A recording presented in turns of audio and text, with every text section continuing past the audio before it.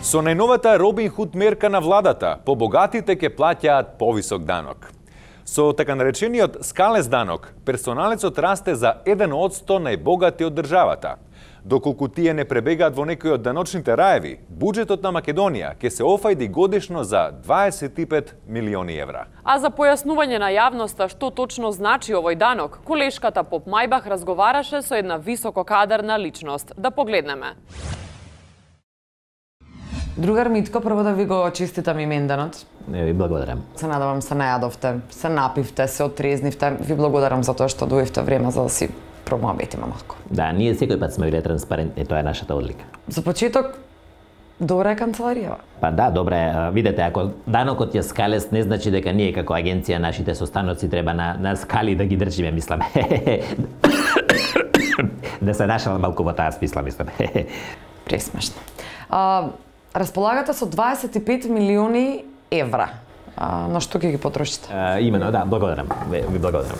Да. Па како што знаете, сега граѓаните од кои ќе го платат данокот, кој 10, 15, 20% на кого колку ќе му се падне, тука нивната мака завршува. Нив веќе ги заболе. Меѓутоа, начата мака веќе тука почнува. Значи 25 милиона се господја, на што побрзо да ги потрошиме овој да. Благодарам.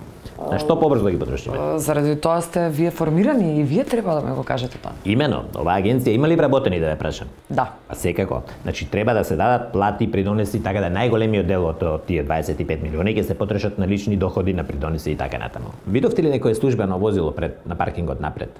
Не. Не, значи ние треба да купиме тука коли службени, треба возила, треба транспорт и така натаму. И тие вработени треба ли да одат туте на семинари некаде да прашам?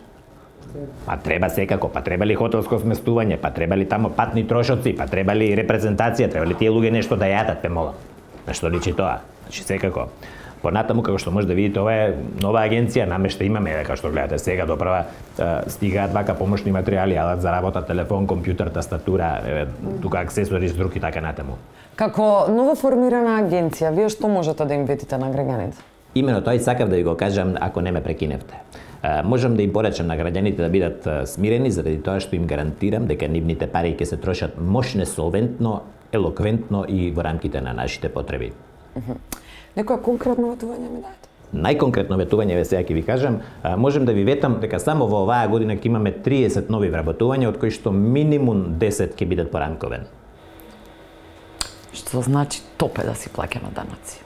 Имено.